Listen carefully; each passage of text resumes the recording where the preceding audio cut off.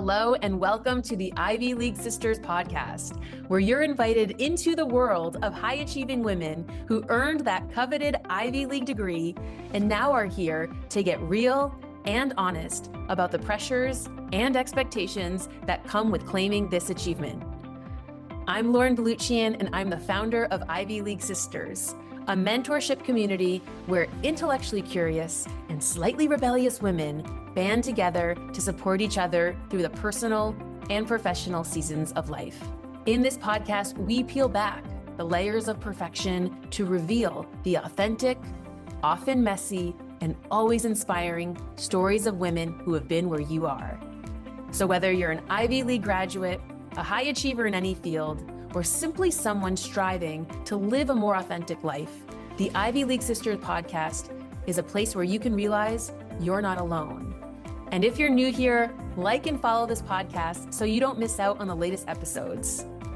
I hope you enjoy the conversations.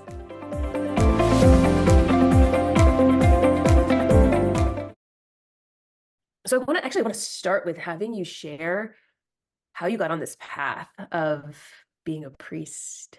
So the very short answer I give in a cocktail party is I had a very inspiring priest as a kid, which is true.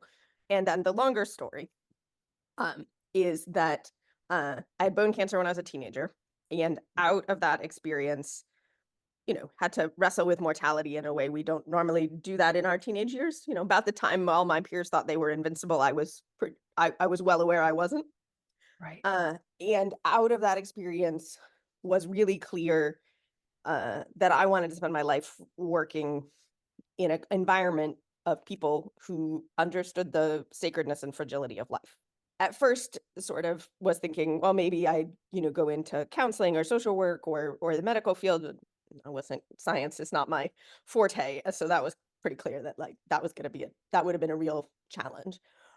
So I was sort of going down the counseling psychology route, and I went to Tufts as an undergrad, and they have a clinical psychology major, so real focus on working with people, as opposed to other aspects of psychology. And then as a part of that, you're required to do an internship, and I had sort of begun thinking about, well, what sort of how do I put my faith in with what I'm studying, because I was loving the psychology and I had wonderful professors, and but I was beginning to feel like sort of like God is missing in all of this for me. What does that look like? And so I approached my advisor at Tufts and said, could I do my internship with a chaplain at Boston Children's Hospital who I had met through another professor? Like, what does it look like to sort of bring the psychology piece and the faith piece together? And is that something, could I imagine myself sort of in that trajectory, like sort of that hospital chaplaincy route rather than just a social worker as well? Can you bring me back to, because you touched on something and we just kind of kept going with the mention of you having bone cancer as a teenager. Sure. So can you actually bring me back to when you found out what that was like? So I had a kind of bone cancer called Ewing sarcoma, which is pretty limited population to usually affects teenagers because it usually happens when your bones are growing. And so it was not a terribly common form, fortunately. So I grew up in Maine, and then fortunately the national expert on it at the time was the head of pediatric oncology at Dana-Farber in Boston. And when I was diagnosed in the spring of my 7th grade year, they had just finished a previous study at Dana-Farber that really adjusted the chemo treatments and a whole protocol. So, wow. How did you know that there was something up? Is my collarbone, and there was a bump. And so we went to the doctor, and at first they were like, oh, no, maybe you broke your collarbone, because that's what happens when you break your collarbone. And, I skied, and I'd had a fall skiing, and they thought, well, maybe, but to my pediatrician's credit, she sort of she was like, I think you ought to go have an MRI. So I went and had an MRI and went to talk to Maine Children's Cancer Program, which is the sort of clinic in Maine that treats everybody in the state, really, for kids who have And which you're of course freaked me 14, out 13 or because 14 right now? I was 13. Yeah, Teen. it's the spring of What 7th grade. what does the 13-year-old brain hearing that and like seeing doctors and parents talking about this stuff? Like, can you bring yourself back and share like how it felt? Well, that totally, totally freaked me out because right, they were like, oh yeah, go talk to these doctors, and and you walk in the door and it's all on the door, right? Maine Children's Cancer Program. Like, this is not, and there was no, sugarcoating it there because you knew what you were walking into. And when they said, well, we think you ought to go to Boston and have a biopsy. And they sort of, laid out the possible options. Yeah. And it was definitely scary. Although it also, good old denial or whatever, right, sort of protects it. And my family protected me too. I mean, right, they knew more than I did at the time, and they didn't Yeah, let me see then. crazy. Right. No, Like, they didn't let me see then. Years yeah. and years later, my mom and I spoke together at a Make-A-Wish gala, and my mom tells a story, then of standing in a cleaning closet in Boston Children's after I was diagnosed, like sobbing with my godmother, who's her best friend since 4th grade, and Mm, totally freaking out. And um and my godmother saying, well, together we can do this. We got this. We'll do it. It'll be okay. And I didn't know that story for a decade after, or almost a decade after. Right. yeah. So it was, I was protected, and it, and there was, I think, a really good mix. I mean, I had wonderful doctors who, who were frank with me, and they were hopeful, and they Mm, were clear about the possibilities and all the good, you know, the new protocols and the new things. And that, I was really fortunate to be diagnosed at a time when the survival rate had totally flipped from decades wow. before. So in the 70s and early 80s, the survival rate for childhood cancer was like in the 30s. And by the Wow. time I was diagnosed, it was in the 70s. And Mm, I was really lucky, right? It was a visible tumor. More often, that tumor happens in someone's femur or someone's hip, and it's enormous before anybody mm, realizes it. And so to have it in a place that was really obvious meant they caught it really early. Happens to be a bone in your body you don't need. Um, right. so after they shrunk it with chemotherapy, they just took it out and sewed all the muscles together. So I still don't have a left collarbone. Um, Wow.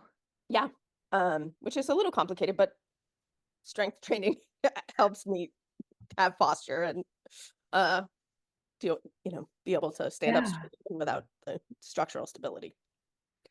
Uh, Mm, so I think it really, I mean, it helped to have just a wonderful source of support, a supportive family, supportive wider community, supportive faith community, and and doctors who were um never sort of sugarcoated or pretended everything was fine or anything like that. But they were frank, and they were hopeful and clear about, everything, what they knew and what they didn't know, and mhm. um what they During were. that time, did you feel that you were experiencing a greater depth of your faith or connection to God or Yeah. something? Um, I didn't have the vocabulary for it, at 13, but I definitely had a sense of sort of there being something that was bigger than me, than my family, than my doctors and nurses and all the sort of system and structure that was supporting me, that I could trust in, and that I had a sort of foundational,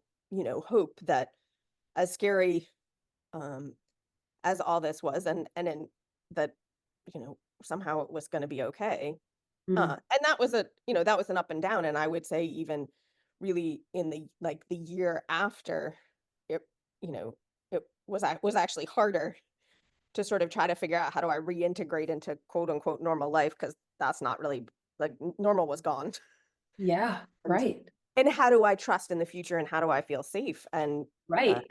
all So how sort of did all the you? emotional and spiritual questions that, like, for the year of chemotherapy, it was just like one foot in front of the other. I just got to get through all of this. And then it Sure. was, oh, wait, now I can, like, process. Oh, Yeah. now I can think about, whoa, that's a lot. Um, so, it made me, kind of afraid to go to sleep at night and stuff. And just sort of, when if all the tasks of the day stopped and I could just think, well, it was easy to go to a place of fear and anxiety. And it was really, would say, a lot of conversations, some with the social workers who worked, at the cancer clinic, but a lot with my childhood priest who knew me my entire life up to that point. He'd baptized me as an infant, and who also had a counseling degree, very handy. Have somebody with all that training. To just sort of like sit with me and sit with all those questions and sit with that fear and eventually get to the place where I feel like, okay, I can't, it was a long time before I could trust like months into the future. And I still have challenges trusting like far into the future. And it's been 30 years. Right. But where I could sort of trust for now and sort of regain that sense of I can trust in the world, in God, in my family, in what's around me, and I can trust in something that's bigger than all of this. And actually, Oh, but that's such a like, I'm not in charge. exactly. And that in some ways is such a freeing thing, Right, right? The right. true act of Not surrender, all the up to true, me. like the gift of you saying like, I've struggled to trust in the future, which I know can come into play sometimes of like, am I going to be here? All this question mark. But at the same token, there's the other side of that coin is I'm present and this is all I've got. And Yes, this really is, as yes, this is all we've got. yep, yes. And and when I was in college, somebody actually asked me, they were like, if you had to do it over again, would you have cancer? Which is kind of a weird question. um, and I would say, and it's possible to say because I'm physically fine. I would, because in my experience, as hard as all of that was, as scary as all of that was, the gifts and blessings and the communities and the people and all of it, I can't separate it from who I am or my life experience or sort of how I view the world or my sense of, the best gift of it, not, the anxiety and fear and all that stuff still shows up sometimes.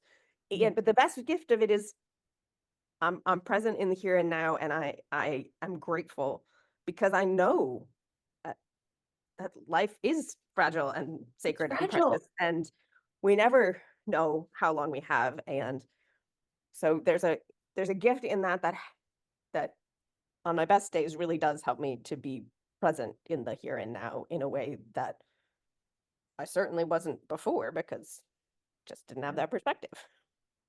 Right. Yeah. Having that perspective is such a gift in its own way, despite I'm sure the hardships and how it still can creep up as a little monster every now and then Yes. and Yep. appear as anxiety or fear. Yep. What has that been like as a parent then raising children? Um, Good question. Challenging at times. And so my daughter is 13 and she just finished. She got through all the way through, well, 7th grade and then 8th grade, and now she's a freshman in high school. So real talk, honestly, did that like, oh, she's sitting 7th grade. That's when things Oh happened to yeah, me. no, there was a piece of like, me that was sort of like just like, can I just can we just get through this year and uh not have anything, eventful for her. Um so yes, that piece is more challenging, but because I'm sort of, it's a little bit like, do I how long remarkably, um 2 full-term babies, totally born healthy, all no neither of them have had any kind of major issues or health issues or anything. And um there is a piece that's sort of a little like, "Ooh, how how long can that last?" Right. And Yeah. then so there's the anxiety side of it, right? And then the other side is total gratitude for every day, because both out of my own life experience and my experience, as a priest and working in hospitals and things like that, um, I know that it could be a very different world. And I could have a very different challenges as a parent, and my kids could have very different challenges. And so, whew, there's also a piece that just um, of huge, huge gratitude for all that they have, all that they have, all that we have, all, every day I have with them. Yeah. I mean, thanks for presencing the reality that I think subconsciously or consciously, many of us have that story of, is the other shoe going to drop? Like when things are going, so it's, Yes. the irony is like, right, when things are going really well, it's like, oh, when's it going to crash? And when Right. things are really bad, when's this gonna... So Yes. where are we always flipping, sitting in the Mhm. wanting to be the other place rather than, but what you're saying is gratitude. Yes. Yeah. I sometimes it takes a little while, but that's the place I try to get to with them. And you know, some of that comes out of my own experience, and then some of personal history. But then I was working for the Bishop of Connecticut in 2012 when Sandy Hook happened, and my daughter was 2, my son wasn't born yet, and so I went to help in one of our parishes and helped with a funeral of one of the 6-year-olds who died there.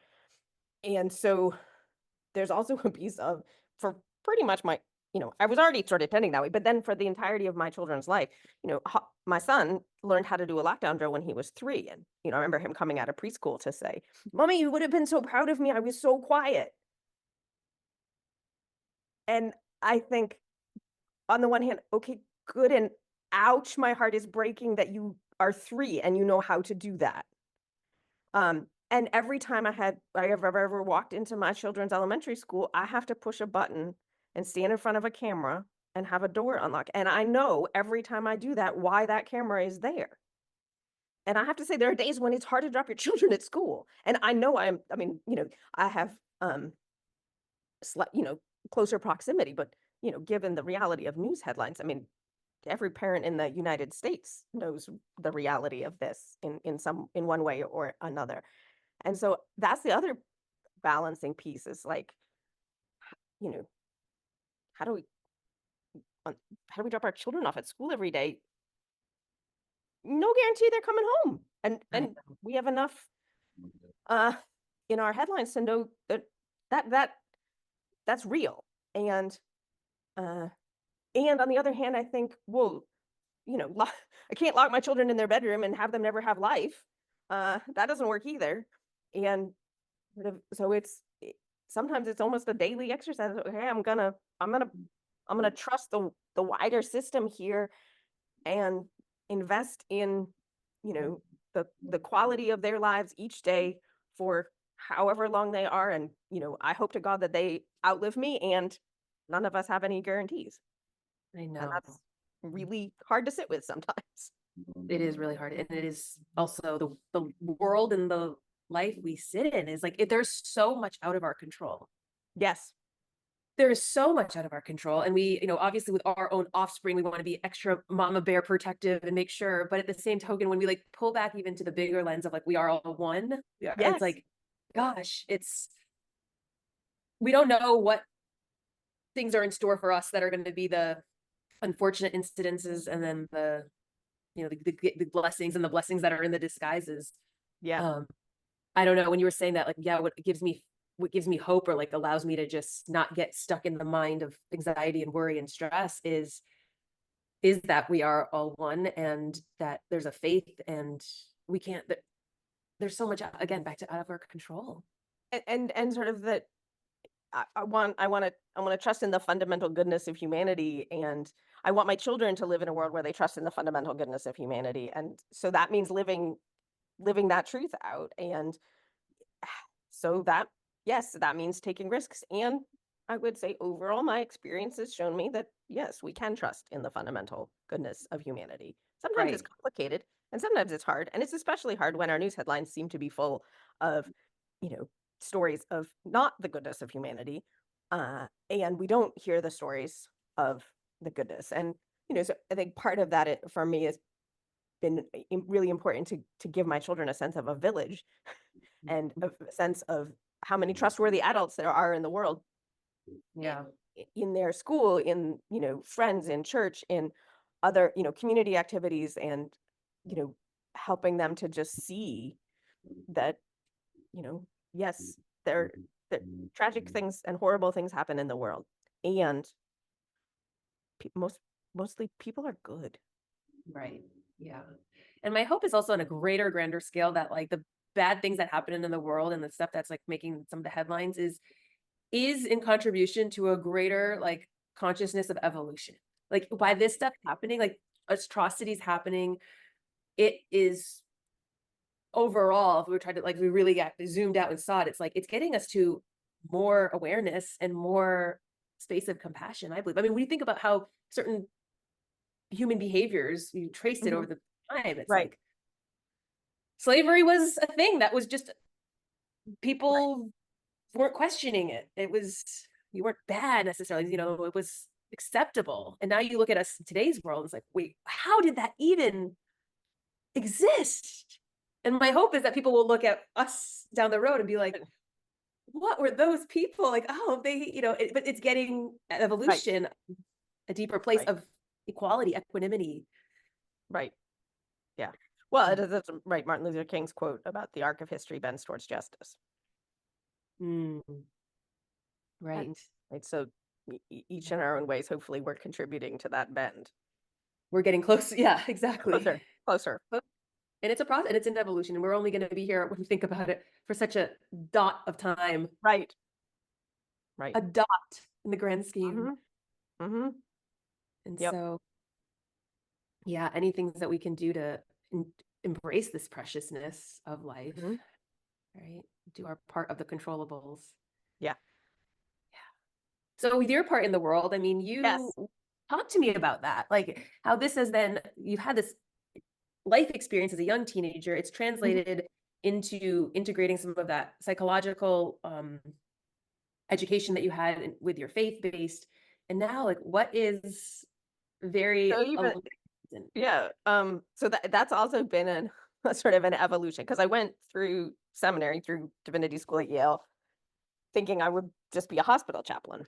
And that was the like perfect integration of things. And Can you tell me then what does the hospital chaplain do? um What's so, so it's sort of twofold piece. One is to be a so to someone who has an existing faith community, to be a liaison to that faith community, whatever their tradition. I mean, you know, whether they're Jewish or Hindu or Muslim or anything, or Christian, or various types of Christianity. So part of it is just helping someone get the, you know, the spiritual care they need in their own tradition while they're in the hospital. And then for someone who's not local or who doesn't have a tradition or anything, or even if they are, but their, you know, their person can't come, you're just available to be a resource, you know, to sit with them, talk with them, be a sounding board, pray with them, you know, whatever is sort of, you know, helpful and meaningful to them. That was great work in many ways. I also realized that just for myself, both combination of being, as I say, slightly introverted, and I can be a very functional extrovert, but that the like that? constantly going to meet new people, having to put myself out there, and sort of the pace of life at Yale New Haven, which is a level 1 trauma center, and the amount of crisis and gunshots and car accidents and all the things that they see there. That I like that the energy required, I couldn't I couldn't sustain that in the long term. And I love school. And so in the course of that year of training, I said, maybe I want some more school. And part of that came out of so many people that I encountered in the hospital were surprised that they were there. And they'd really sort of bought the Madison Avenue ideal of, if you just, you know, took this pill or did this exercise or ate this food or did this thing, like you could somehow expect a life free from suffering. And so they were really surprised that they or their loved one was in the hospital. Like they really just didn't have the tools to cope, and they were just shocked that this is what they were having to deal with. And I want more in my theological toolbox for how to help people think through the reality and experience of suffering. So I applied to a whole bunch of PhD programs, and ended up actually at one that was a joint program between a small school here in Connecticut called Hartford Seminary and the University of Exeter in the UK. And I sort of ended up on a path and trajectory in the church that I couldn't have imagined for myself when I started. When I finished working on finished my dissertation, and I left the parish, I did some teaching, and then the bishop hired me.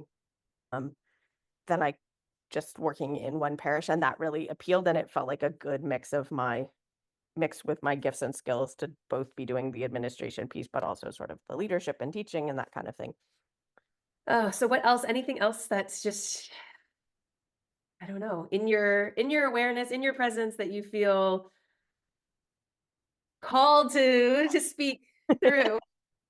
Well, I mean, to say, it's interesting. I was thinking about this, but as thinking about our time together today, and thinking, oh wow, that like Ivy thing in my family is like really old because, um, so my family has always been very big on education, and I actually have a great Again, your family's always been very big on big. education. Yeah, education is very important in my family. Almost all my grandparents went to college. Some of them went to graduate school.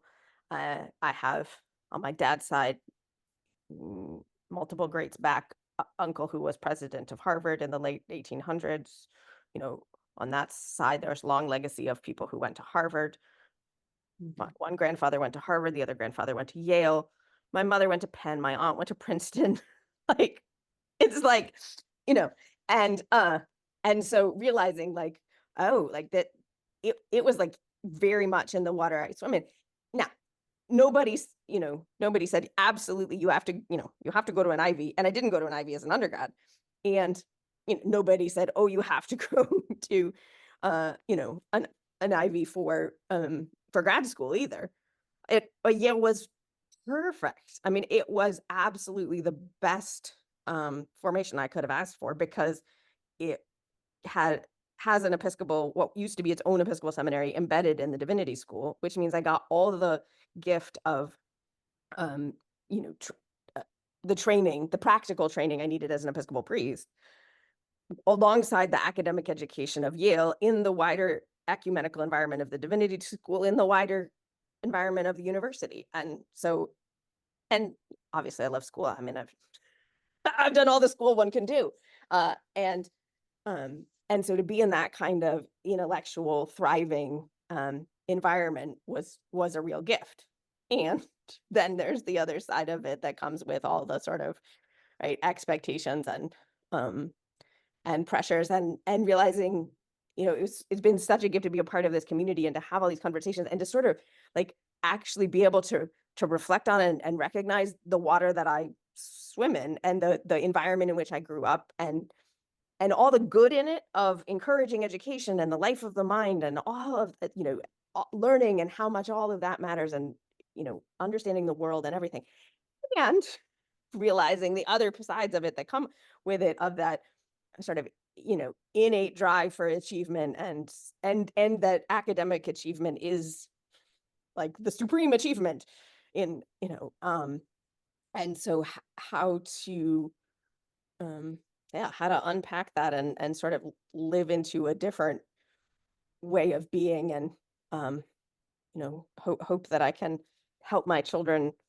I'm sure I'm passing on plenty of sort of high achieving things without even realizing it, and how do I help them have a very full sense of themselves and the kinds of learning and the fullness of who we are, and that and to recognize the gifts and privileges that come with having grown up in a family that is full of Ivy League educated people. Yeah, no, bringing words to it is such a real thing. There's this, we were just talking about this yesterday in our feedback, professional feedback forum inside the community, of the nuance of the concept of Ivy League sisters, Right. and how it can appear in and of itself like elitist, exclusive, privileged. Like what kind of women go to that? Is it a bunch of, white women that are just touting their achievements and living in their ivory towers? Right.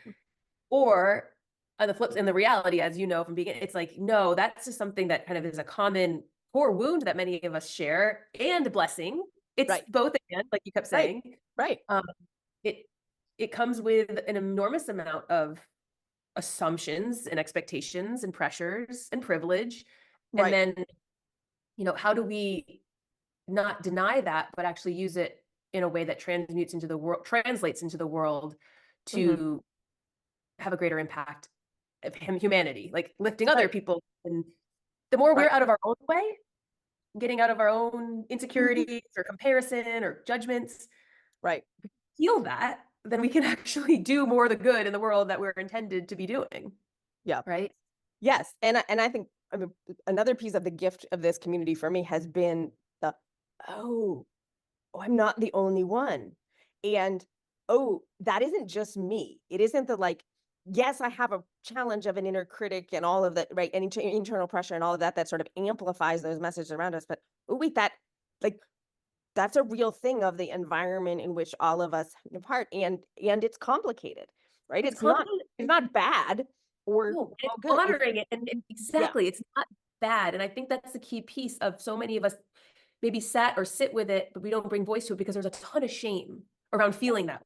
right. Or, right? Like, who am I to, I should be grateful. I've got all this stuff. So we stuff Right. it down. And I think the whole premise of anyone that's sitting in shame and judgment of self, if you can't speak it and we can't share it, we can't talk about it, Right. and gets weaponized to us, then we aren't able to really heal it and grow from it and evolve from it. Yep. Right. Right. So Yeah. I bring that up because I've had some women that have said, outside, that haven't gone to Ivies, that have sort of had a judgmental voice of it. I'm like, but this is the whole problem. The more we don't allow ourselves the opportunity to validate or speak to anyone's feelings as equals, the moment we compare Right. is the moment we create disconnection. Right. So yeah, it's such an interesting exercise in shining the flashlight on our own shadows and shame. And that is so much easier to do that work in community where you realize, oh wait, it's it's not all me. I'm not alone in this. I'm not the only one who feels this way. I'm not the only one who's had this really complicated experience. And and I think probably powerfully, I'm going to speak for myself, right? As someone who has, family history and legacy in the Ivy world, to also sit in rooms with people for whom they were the first ones in their family to go to college, first ones to go to Ivy League, and to realize like the whole complexity of that, and that there's differences, significant differences in those experiences for sure. And there is something fundamental about the experience of having been a part of those institutions that shapes us, and the messages we give ourselves, the messages we receive, from our families, from society, all of that and so I think there is just such a gift in the diversity of the community, and in really realizing all that we share, and that makes it easier to sort of undo the challenges, and unpack. We can unpack baggage together better than we Yes. can by ourselves. Good. Oh, that's mine too. Oh, I share that with you. Oh, I Right, don't have that, but let me learn about why you right, have that, where that right, came from. right. And how much we can learn from each other when we can let go of those lenses of critique and comparison and judgment, and how, wait, why am I not like you? Oh, you've got it better than me, or Right. you know, any of those things, and the ways in which we can really focus on compassion and Well, understanding and learning, all the yeah. better. And What I see really come up in these community, like initially, until we kind of like drop beneath the surface, like, for example, at summits, it's like yeah, there's two sides that I think really show up in the woman, and they're not always our best. It's either the self-righteous, like better than, like, ooh, is this really my people? Like a little bit of that, which I think we all have threads of in our own way. Or right, it's the side of, I don't measure up. These are all the right, smart, I'm not good enough. right. And all of that hangs out there, right? It's like it's dangling. Yep, Whether we care to acknowledge it. And when we can at least say, it's here, and let's consciously tuck that away and see what else is here, then I think there's mhm, room for real conversation to happen that is messy sometimes, that mhm, is learning, growth, all of it. So, and like you yep, said, being able to find out you're just not alone. And well, the stories might be different, the right, experience, the layer deeper is, can we relate to betrayal? Can we relate to disappointment? yep, Can we relate to feeling like we didn't belong and we were a misfit or misunderstood? hmm, And that comes in different shapes and sizes and colors and everything, but right. that's a But there's fundamental human right, experience. yes, yep. And I think so often, you know, w- no matter where the source of the pressure that sort of comes to us to sort of have it all put together, right, and have it all figured out and achieve and gain more and all of those things, messages, that can mean that we have very few places in our lives where we can sort of unpack and let go and be authentic and admit the challenges and admit the failures and admit the struggles and honor that and honor the ways in which we're all, we do get, stronger. That doesn't mean we need to seek out suffering to get stronger. I'm firm on that conviction, but there is ways in which it can make us stronger. So when it comes our way, how do we, grow and learn from it? And that's a shared piece of it. Lots of times there often aren't places, in our lives where we can have those kind of deep, authentic conversations. And I think people are so, and maybe women especially, hungry for that. I feel that very much. Yeah. All right. Well, I always like to close these with 3 fun little rapid fire questions. Okay. So shoot it from your heart, not from your mind, and let it be what it will be. First one is people pleasing, imposter syndrome, or perfectionism. Which one of those is the biggest thorn on your rose bush? I would really be tempted to say all 3, and I probably have to go with people pleasing at the top. Okay, what's a lie that you still catch yourself saying to yourself? I'm not enough. And then what's something that that feels a little edgy? It's in your life right now that you feel this is the moment to speak truth or speak it into the world. Well, and now in a new, more senior leadership role in my work, and we're at a real point of transition in the wider leadership of the church, and it's an opportunity to really be a part of transforming what the church looks like for the future, and that feels both totally exciting and a little daunting. Oh, I bet. Yeah. You're sitting at that edge. Yes. And you have a real opportunity though to be a voice and be a leading from, what's coming up for me right now is you really strike me as someone who leads in the way you show up versus trying to put all the words and teach it directly. It's like it's a new way of embodying. I believe it's the new form of leaders. Yes. Yep. I hope so. I hope so too. Okay. Big hugs to you. I hope that we get to have in person at some point. That would be great. Yeah. That would be great. Thanks so much. I hope you enjoyed the conversation. If you'd like to be in contact with our community, you can find us on Instagram and LinkedIn at Ivy League Sisters, or visit our website at ivyleaguesisters.com. And if you found this conversation valuable, I invite you to share it with another woman, another friend, another loved one, because it's through our sharing that we inspire one another and deepen our connections. Until next time, remember, you're not alone. We are in this crazy thing called life together.